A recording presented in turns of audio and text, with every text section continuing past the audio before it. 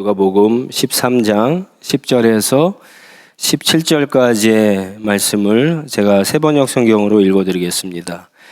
예수께서 안식일에 회당에서 가르치고 계셨다. 그런데 거기에 18해 18년 동안이나 병마에 시달리고 있는 여자가 있었는데 그는 허리가 굽어 있어서 몸을 조금도 펼 수 없었다. 예수님께서는 이 여자를 보시고 가까이 불러서 말씀하시기를 여자야 너는 병에서 풀려났다 하시고 그 여자에게 손을 얹으셨다. 그러자 그 여자는 곧 허리를 펴고 하나님께 영광을 돌렸다. 그런데 회장당은 예수께서 안식일에 병을 고치신 것에 분개하여 무리에게 말하였다. 일을 해야 할 날이 엿새가 있으니 엿새 가운데서 어느 날이든지 와서 고침을 받으시오. 그러나 안식일에는 그렇게 하지 마시오. 예수께서 그에게 대답하셨다. 너희 위선자들아, 너희는 저마다 안식일에도 소와 나귀를 외양간에서 풀어내어 끌고 나가서 물을 먹이지 않느냐. 그렇다면 아브라함의 딸인 이 여자가 18해 동안이나 사탄에게 매여 있었으니 안식일에라도 이 매임을 풀어주어야 하지 않겠느냐. 예수께서 이 말씀을 하시니 그를 반대하던 사람들은 모두 부끄러워하였고 무리는 모두 예수께서 하신 모든 영광스러운 일을 두고 기뻐하였다. 아멘. 요즘에 토론토에서 패밀리 닥터를 찾기가 어렵다고 합니다.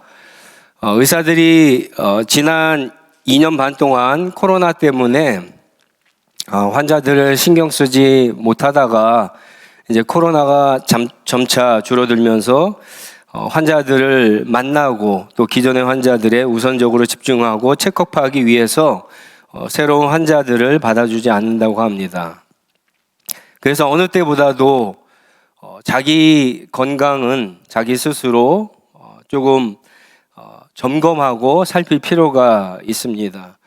인터넷에 보시면은요, 자기 자신이 건강한가 건강하지 않은가 이렇게 점검하는 여러 가지 인포메이션들이 많이 있습니다. 얼마 전에 어떤 인터넷을 보면서 찾았는데요. 우스갯소리입니다. 너무 시리어스하게 들지 마시고 이 중년 여성들이 스스로 병이 있나 없나 체크업하는 항목이 있더라고요. 그래서 몇 가지를 한번 소개해 드리려고 하니까 특별히 우리 중년분들은 여성분들은 내가 건강한가 건강하지 않은가 한번 체크해 보시기 바랍니다. 첫 번째 항목이 이겁니다. 어느 날 갑자기 남편을 보면 가슴이 떨린다. 이게 초기 증상이래요. 부정맥의 초기 증상이랍니다. 또 어느 날 갑자기 남편이 멋있어 보인다. 백내장이 온 거랍니다. 남편에게 말할 때 어느 순간 나에게 애교 섞인 목소리가 나온다. 갑상선이라고 합니다. 어느 날부터인가 남편과 이렇게 달달한 커피를 마시고 싶다. 당뇨가 찾아온 거래요. 남편과 산책을 하다가 남편 쪽으로 몸이 이렇게 기울어진다. 이게 관절염 증상이랍니다. 연애 시절처럼 이렇게 걷다가 남편에게 엎혀보고 싶은 생각이 든다. 골다공증 치기 증상이랍니다.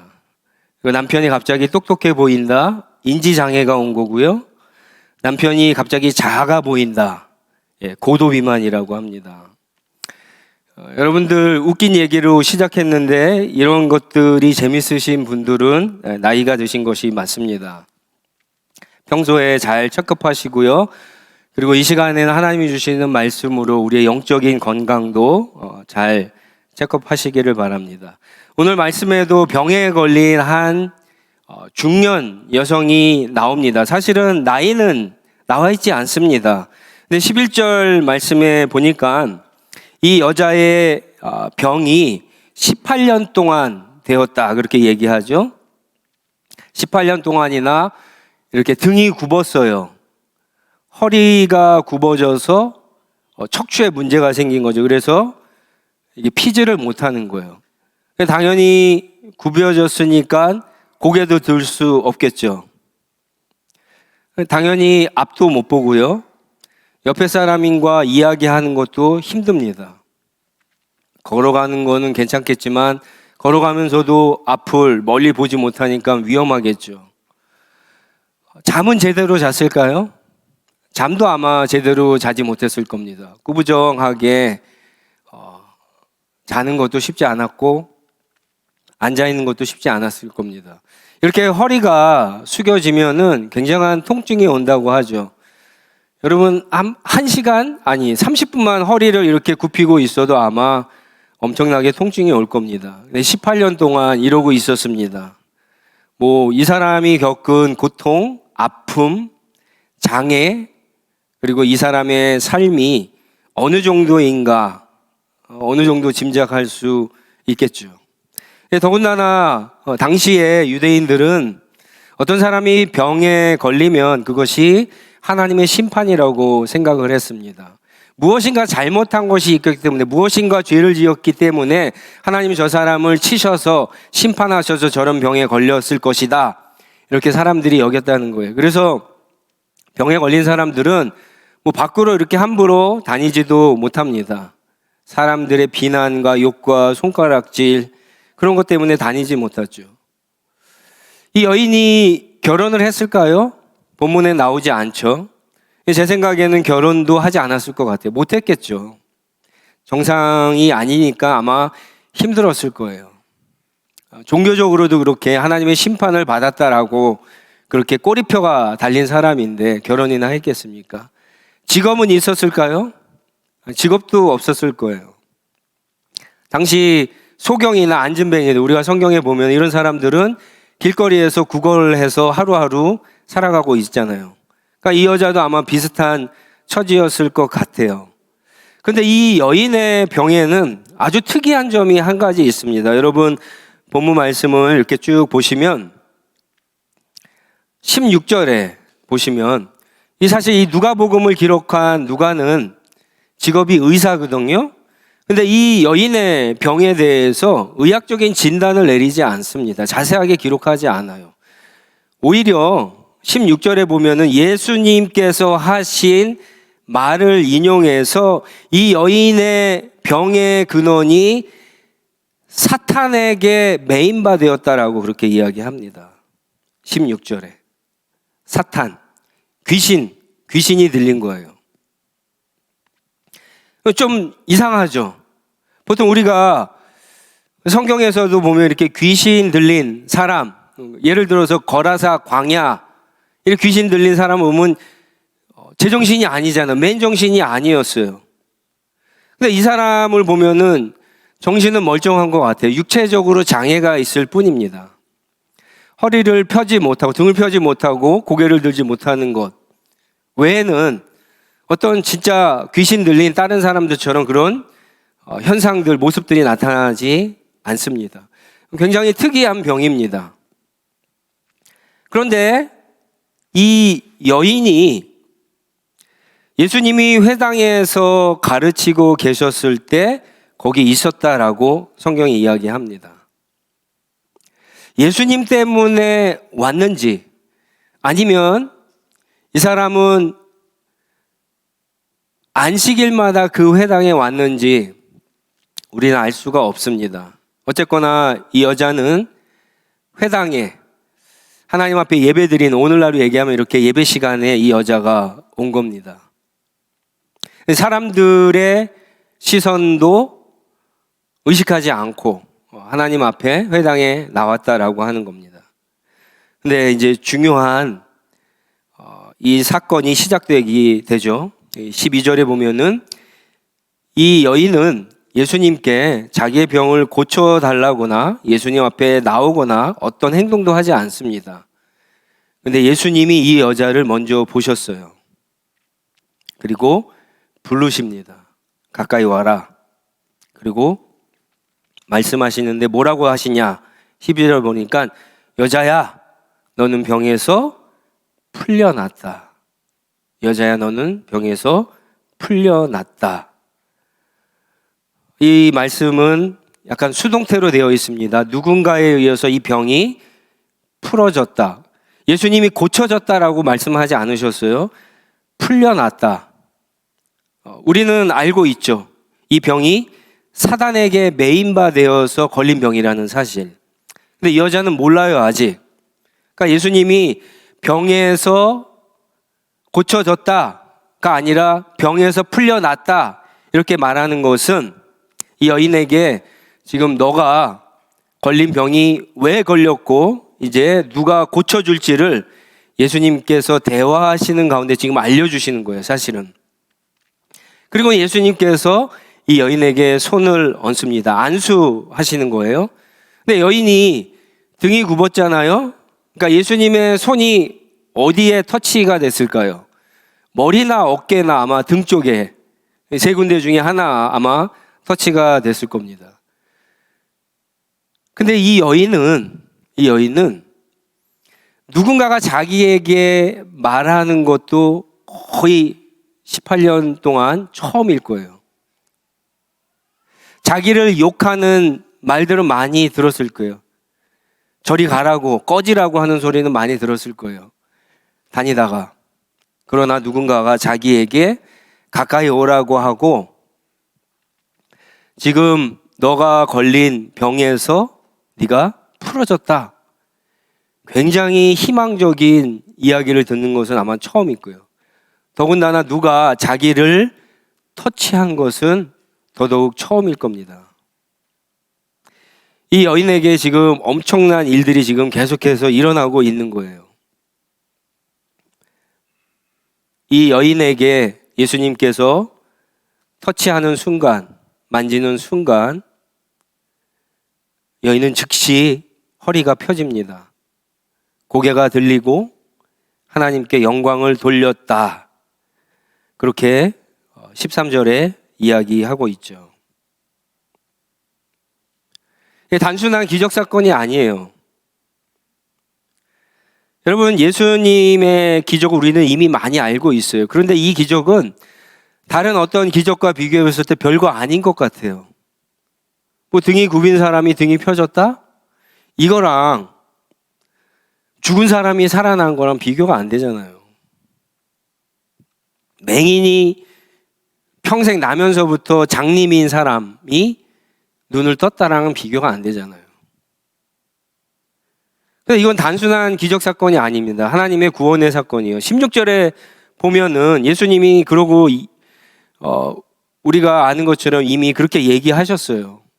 사탄에게 매여 있던 아브라함의 딸이 자유하게 된 사건, 구원의 사건이라고 그렇게 이야기합니다. 이 여인도 알았어요. 예수님과 대화를 통해서 알았습니다. 자기가 지금 병에서부터 나은 것뿐만 아니라 이 병이 뭐라고요? 사탄에게 매여 있다라고 하는 것을 얘기 들었잖아요. 거기서부터 자유하게 된 거, 해방된 거, 구원받은 것을 알았어요. 이 사탄의 능력을 이길 수 있는 힘이 뭐가 있을까요? 사람의 힘이 이길 수 있을까요? 사람의 힘은 사탄의 능력을 이기지 못하죠. 사탄의 힘, 사탄의 능력을 이길 수 있는 건 오직 한 가지밖에 없어요. 하나님의 능력이죠. 하나님의 능력이 자기에게 임했다라고 하는 사실을 깨달은 거예요. 그리고 자기를 치유한, 자기에게 선포하고 자기를 만진 예수님이 하나님이 보내신 사람, 바로 메시아 그리스도라고 하는 사실을 알고 하나님께 영광을 돌리게 된 겁니다. 이 사건은 단순한 사건이 아니라 구원 사건이에요. 18년 동안 사탄에게 매여 있던 노예처럼 살았던 한 사람, 한 인간을 자유케 한 사건입니다. 여러분, 예배를 드리는 가운데 우리 가운데 정말 아주 심각한 병에 걸린 사람이 우리가 보는 눈앞에서 이렇게 치료가 된다라고 한다면 여러분 어떻게 반응하시겠어요?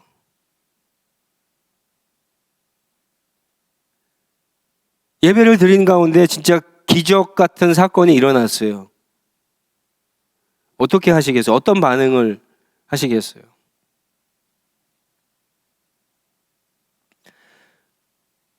아마 여러분 그런 경험이 있으실 거예요. 저도 많이 그랬는데 어떤 분이랑 이야기하다 혹은 전도하다가 성경에 대해서 이야기하다 그런 소리 많이 들었습니다. 성경에 나오는 그런 기적 같은 사건 나에게도 일어나면, 그런 거 한번 보기만 하면, 그런 거 경험하기만 하면 예수님 믿겠다, 그렇게 이야기하는 말들 많이 들었을 겁니다.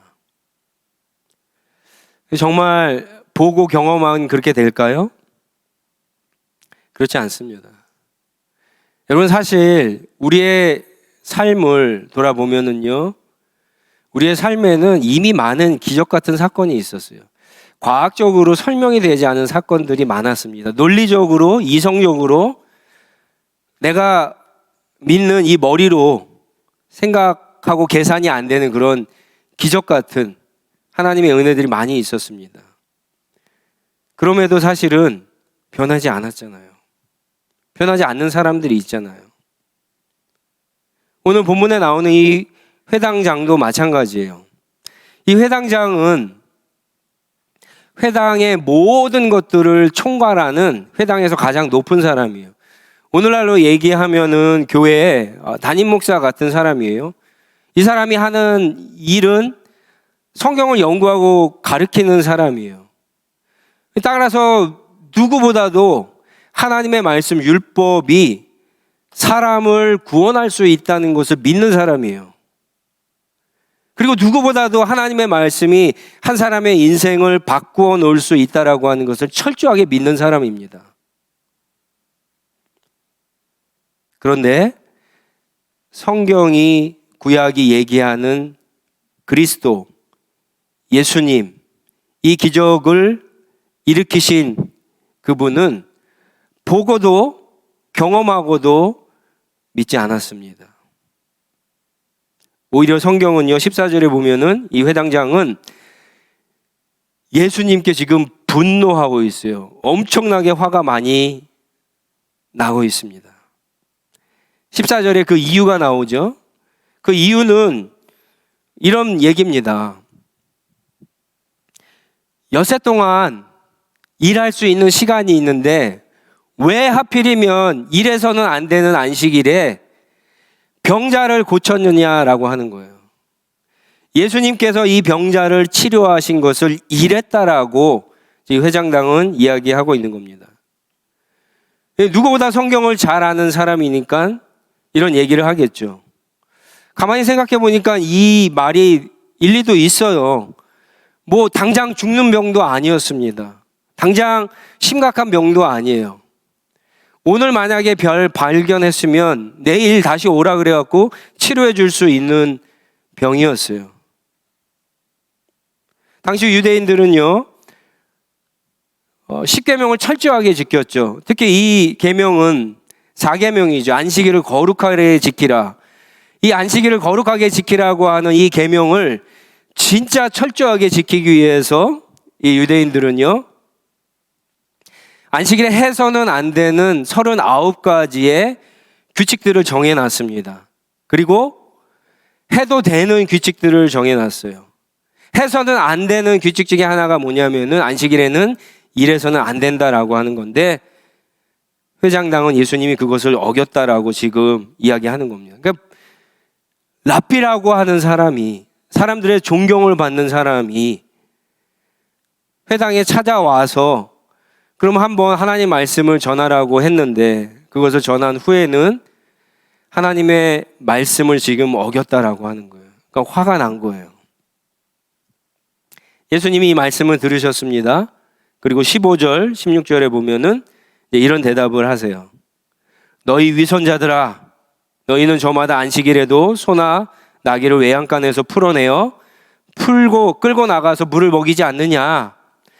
그렇다면 아브라함의 딸인 이 여자가 18년 동안이나 사탄에게 매여 있었는데 안식일에라도 이 매임을 풀어주는 게 합당하지 않느냐?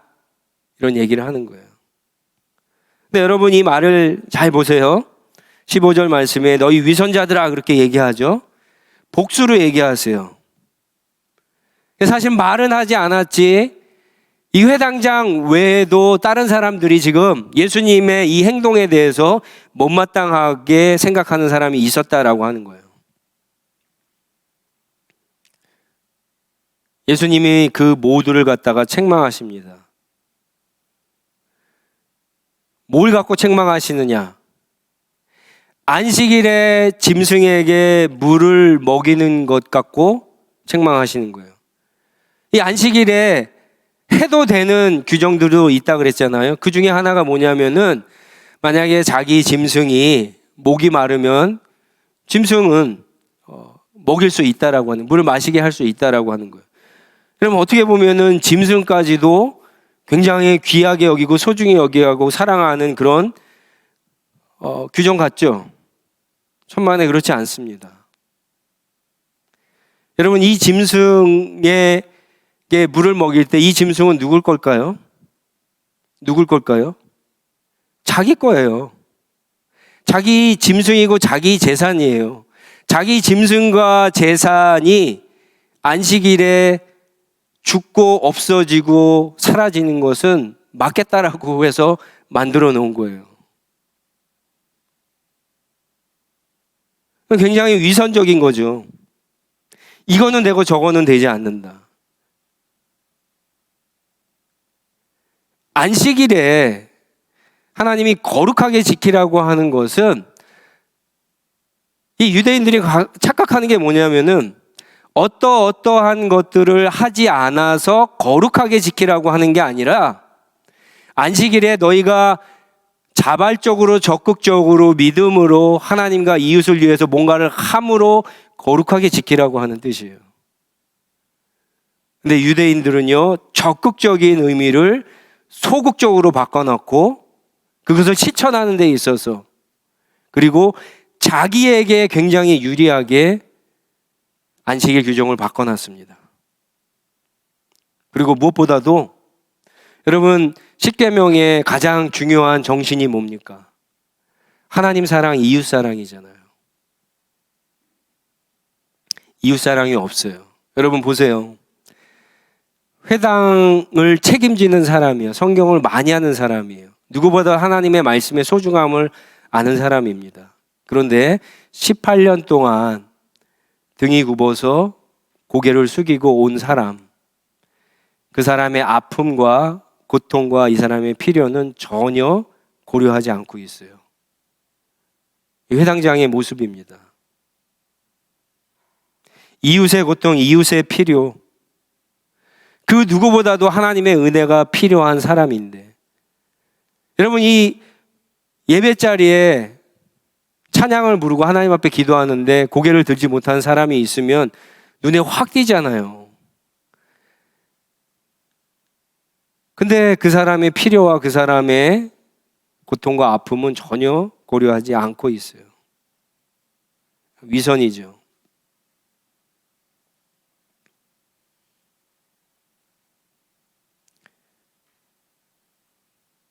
여러분, 안식일이 클까요? 아니면 하나님이 더 큽니까? 안식일이 큽니까? 하나님이 큽니까? 안식일이 중요합니까? 하나님이 중요합니까? 하나님의 말씀이 더 큽니까? 중요합니까? 아니면 하나님이 더 큽니까? 중요합니까? 하나님이죠. 하나님이 주신 말씀이잖아요. 예수님은 하나님이 주신 말씀, 율법, 사람들이 지키지 못하는 그것들을 갖다가 완성하러 오신 분이에요. 예수님은 하나님이 주신 율법보다 더 크신 분이에요. 예수님은 안식일의 주인이라고 말씀하셨던 분이에요. 예수님은, 하나님은 당신이 주신 율법 안에 갇혀 계신 분이 아니에요. 예수님은 안식일에 사람들은 혹시라도 일하지 못할 수 있지만 예수님도 하나님도 거기에 적용되지 않는 분이세요. 더군다나 선을 위해서, 구원을 위해서, 우리를 위해서, 하나님 당신의 영광을 위해서는 언제나 어디서나 일하실 수 있는 분이세요. 지금 그거를 드러낸 사건이다라고 하는 거예요. 그런데 회당장과 어떤 무리들은요, 그런 예수님을 만났음에도 그런 놀라운 기적, 평생 한번 볼까 말까 한 그런 기적을 봤음에도 불구하고 예수님을 영접하거나 믿거나 하나님께 영광을 돌리지 않고 있습니다. 왜 그랬습니까? 이 회당장이 가졌던, 이 사람들이 가졌던 잘못된 오해 때문에 그런 거죠. 위선 때문에 그런 거죠. 편견과 선입견 때문에 그런 겁니다. 여러분, 이런 것들이 있으면 하나님의 놀라운 기적을 보다 하나님 앞에 나와도요, 하나님을 만나고 믿고 영접하는 것은 불가능합니다. 우리에게도 이런 선입견, 편견, 잘못된 인포메이션, 어떤 위선 등이 있습니다. 이런 거 있죠. 예수 잘 믿으면 고난도 없고 무슨 일을 하든지 잘 된다. 이게 진짜입니까? 그렇지 않잖아요. 근데 그렇다라고 믿고 신앙생활 하는 분들이 있다니까요. 주일 예배만 잘 드리면 내 신앙이 잘 성장한다. 그런 분이 있다니까요. 가정이나 일터나 학교나 일상생활에서는 하나님을 만나기가 쉽지 않다.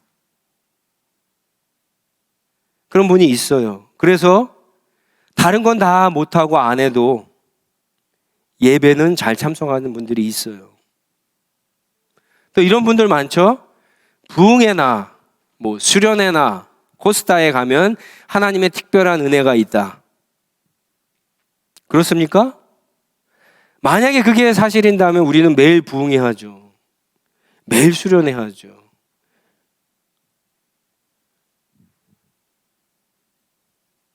편견이에요. 이 잘못된 생각입니다. 전도사의 설교보다 목사의 설교가 더 은혜가 있다. 이 편견이죠. 이것도 많습니다.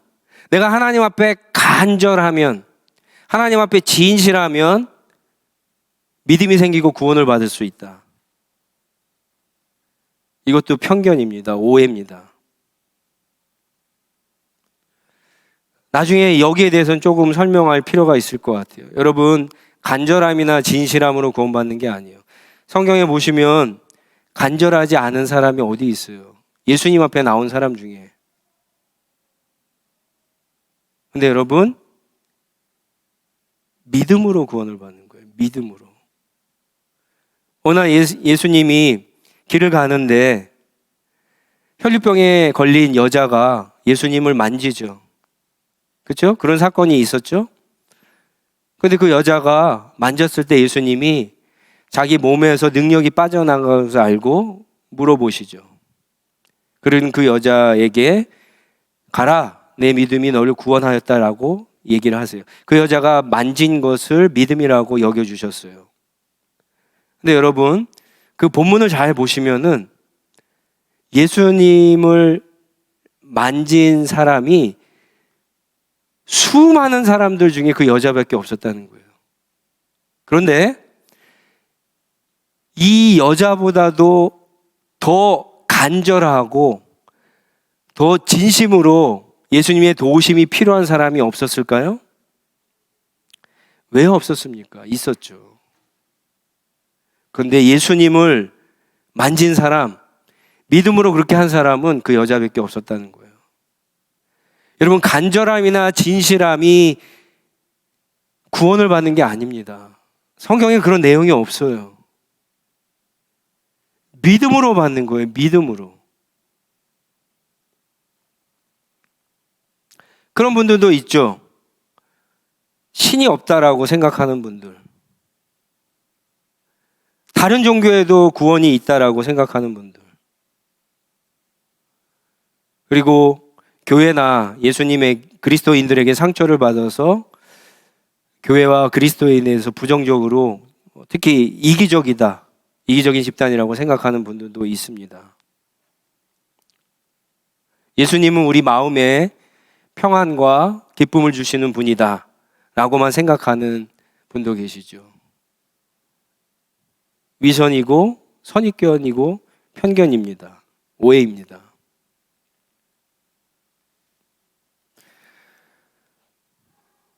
여러분, 이런 것들을 우리 안에서 제거하지 않으면 예수님을 알려고 해도 영접하지 못합니다. 알 수가 없어요. 믿지 못합니다. 사실은 오늘 본문 말씀에 보시면 18년 동안 허리가 굽어서 고개를 들지 못하고 살았던 이 여인도 정말 안타깝지만, 어떻게 보면 이런 잘못된 생각, 잘못된 편견, 선입견, 오해, 위선 때문에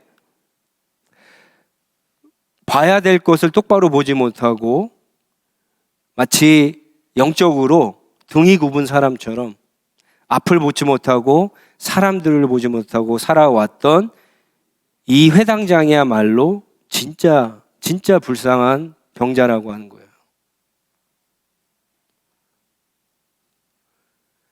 그렇다면 이런 것들을 우리에게 어떻게 제거할 수 있을까? 두 가지만 적용하면 좋을 것 같습니다. 첫 번째는요, 자신의 연약함을 인정하고 하나님께 나아가는 것이 중요합니다. 회당장은 늘 교회에 있었기 때문에 잘 몰라요. 그러나 회당에 나온 이 여인은요, 자기가 얼마나 아픔과 고통과 불편함과 이런 것들을 다 아는 사람이에요. 그래서 그는 하나님 앞에 나왔습니다. 어떤 일이 벌어지는지 모릅니다. 18년 전에 처음 그 병이 들었을 때 하나님 앞에 나왔겠죠. 병을 고쳐달라고. 그때와 지금 이 순간 어쩌면 18년 동안 계속 나왔을 거예요. 같은 지역에 나왔을 거예요. 같은 예배당에, 회당에 나왔을 거예요. 근데 결국 여러분, 하나님의 놀라운 은혜를 경험하게 되는 거예요. 두 번째는요, 예수님과 계속해서 대화하는 게 굉장히 중요하다는 사실을 보게 됩니다. 예수님이 이 여인도 대화로서 자신의 무지를 깨우쳐 주시잖아요. 이 회당장에도 똑같은 방법을 사실은 사용하고 계십니다. 예수님이 정말 관심이 없었으면 그 사람의 질문과 공격에 대해서 대꾸도 하지 않으세요. 복음서에 보면 예수님이 그런 적이 있으세요. 필요 없는 것에 침묵하시고 오히려 자신을 나타내거나 드러나지 않는 적이 있습니다. 그런데 예수님께서 거기에 대해서 이야기하셨다. 그게 꾸중이든 그게 가르침이든 그게 지도든 교훈이든 그것은 여러분 그 사람이 변화될 수 있는 아주 좋은 기회라고 하는 거예요. 그렇기 때문에 예수님을 알려고 하고 예수님과 대화하는 하나님 말씀을 통해서 그렇게 시도하는 것을 멈춰서는 안 되는 거예요. 여러분, 산수 문제가 있습니다. 산수 문제. 더하기, 빼기, 곱하기, 나누기가 있어요. 이거 뭐 우리 중에 어떤 문제를 풀려고 그러면은 1분 안에 다 풀죠. 그런데 어려운 수학 문제가 있습니다. 얼마 전에 어떤 그 재미 한국 수학자가 뭐 수학계에서 노벨상이라고 하는 것을 타갖고 화제가 된 적이 있죠. 여러분, 그런 수학 문제들은요, 얼마나 걸리는지 아십니까? 몇 년, 몇십 년이 걸립니다. 그래서 노벨상을 탄 거예요. 여러분, 내 인생이 걸린 문제, 내 영혼이 걸린 문제예요. 예수님이 누군가를 알고 그분을 영접하고 그분을 믿는 것은 내 인생과 내 영원한 생명이 달린 문제예요. 1분 만에 푸는 문제가 아니에요. 그것은 10년, 20년, 아니 죽는 그 순간까지 풀어야 되는 문제일 수 있어요. 그건 하나님만이 아십니다. 저도 몰라요. 여러분도 몰라요. 그럼 어떻게 해야 돼요? 그 중요한 문제라고 한다면 풀어야 되는 거예요. 지금 아무것도 안 하고 있으면 안 된다라고 하는 거예요. 성경을 읽고 겸손하게 주님 앞에 나아가서 도우심을 구하고 말씀을 통해서 하나님과 대화를 하신 거. 내 안에 있는 여러 가지 잘못된 그런 인포들을 가지고 하나님 앞에 질문하시는 거예요.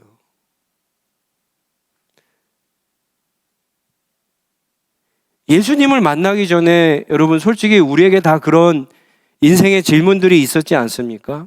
삶에 별로 의미가 없고. 제가 요즘에 참 안타깝게 생각하는 게 뭐냐면은 우리 인생에는 중요한 질문들이 있어요. 우리가 보통 4개, 5개 W로 시작되는 질문들, 하나의 H로 시작되는 질문들이 있다고 그러죠. 근데 오늘날 많은 사람들이 How에 관심이 많은 것 같아요. 아마도 점점 문명이 발달되고 과학이 발달되면서 거기에 대해서 관심이 많은 것 같아요.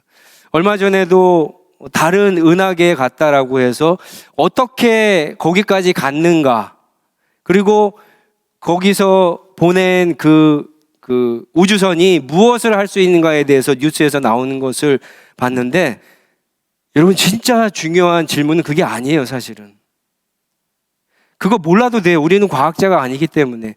그냥 과학자들이 해놓은 것들을 우리는 그냥 누리기만 하면 돼요. 그럼 무엇이 정말 중요한 질문이야?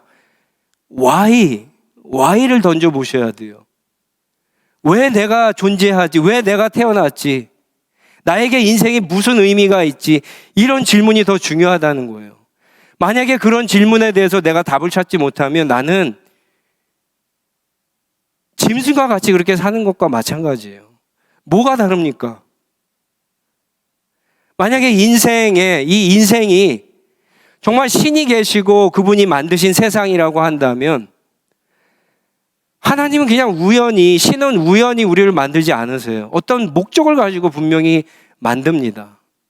그럼 그 목적을 찾아갖고 그 목적에 맞게 살아가는 것이 여러분 잘 사는 거예요. 그게 거기서 진정한 행복을 얻을 수 있는 거예요. Why라고 하는 질문을 던져야 돼요. 내가 왜 살아가고 있는가? 내가 왜 존재하는가? 내가 왜 이 일을 해야 되는가? 내가 왜 결혼을 해야 되는가? 내가 왜 자식을 낳아야 되는가?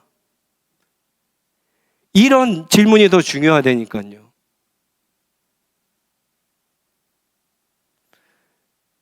여러분 포기하지 마세요.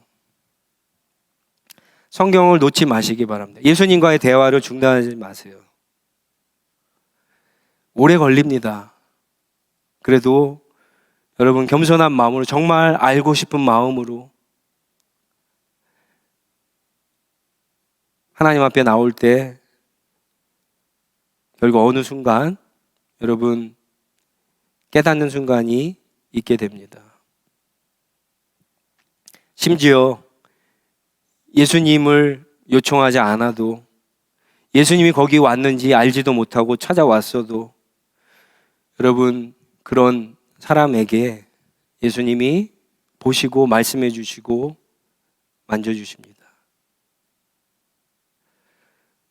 오늘 하나님 앞에 나온 모든 분들에게 이런 은혜가 있기를 바랍니다. 주님께서 여러분 한 사람 한 사람에게 먼저 보시고 말씀해 주시고 내 마음, 내 영혼에, 내 인생에 아픈 분들을 만져주셔서 그것들이 치유되고 회복되고 자유케 되는 그런 하나님의 놀라운 은혜들이 우리 가운데 더 풍성해지고, 또 어떤 분들에게는 지금부터 시작되는 그런 은혜가 있기를 주님의 이름으로 축원드립니다. 우리 같이 기도하겠습니다. 일어나서 오늘 한번 주신 말씀 붙잡고 같이 기도하겠는데요.